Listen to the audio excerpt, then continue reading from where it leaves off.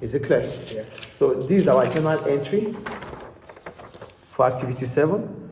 This is the journal entry for activity 7. Now, based on the fact that we prepared our journal entry and we've prepared the suspect's account, we will now use this for the adjustment trial balance.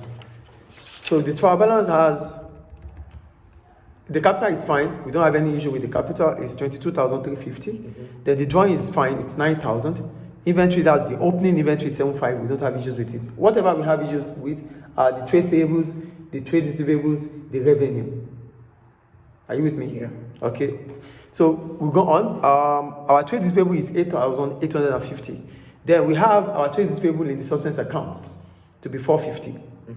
Then we had this with the trade receivable suspense account.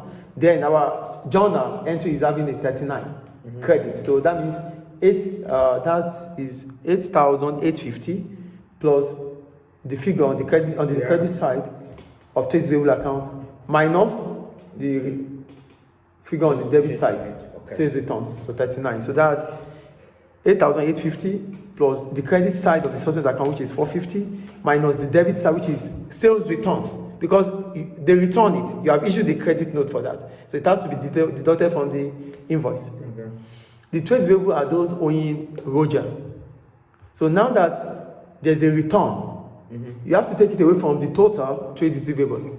So the balance in the trade receivable will now be the amount on the credits, the amount of trade receivable in the trial balance, the amount in the suspect's account, minus the figure of returns, which is not recorded in the journal account. So that's 8,850 plus 450 minus 39. So our total trade receivable now is 9,261, which means our trade receivable account was undercasted. Clear? Then we go to trade payables. For trade payables, we have the figure here to be 8,052. Then we have our trade payables account adjusted from the one that was omitted. 48 was omitted. You just have to add it to the trade payables. So that means 8,052 plus 48. So our total trade payables is now 8,100. So it means our trade payables was also understated. Good. Then our shop fittings. Our shop fittings is 4,590 here. Then we have our additional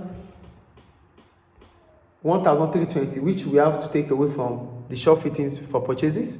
That gives us 5,920. 4,590 plus 1,320 gives us 5,120. 4,590 plus 1,320. So that's the total for trade shop fittings. I think that is clear. Then our purchases account is 15,420. But in the additional information, which is the one added to the shop fittings, you have to take it away now. You have to take it away from purchases. 1,320 was supposed to be for shop fittings account. But we recorded it as purchases. So now we have to take it away from purchases. So your total purchases is 15,420. Then you have to take it away from 13,200. No, from 1,320, which was added. Because you have added it to shop fittings. Then you have to take it away from purchases because it was originally added to purchases. So now that we find it out as 1,320, as soon as we are adding it up to shop fittings, we are debiting shop fittings account for 1,320. Then we have to credit shop fittings account or purchases account for 1,320. That is why we are taking it away from here. Do you understand or not? Yes. Then revenue account.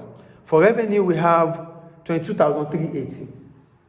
Then the revenue is undercasted for 300. So we add it to it.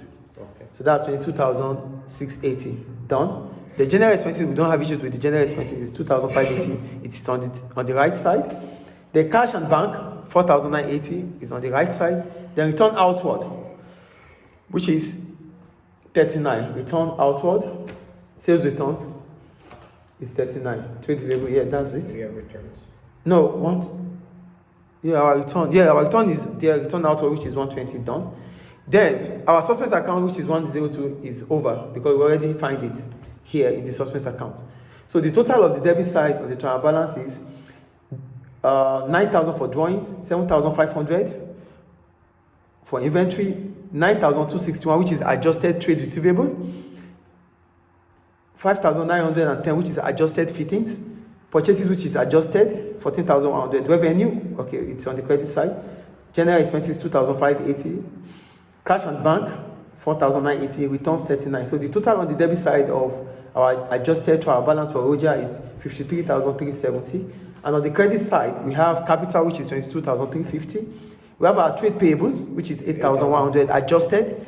We have purchases revenue, which is adjusted, and that's all. So the total of the trial credit side and the debit side now balances. So our adjusted trial balance is balanced, and this is for the journal entry, and this is the journal entry.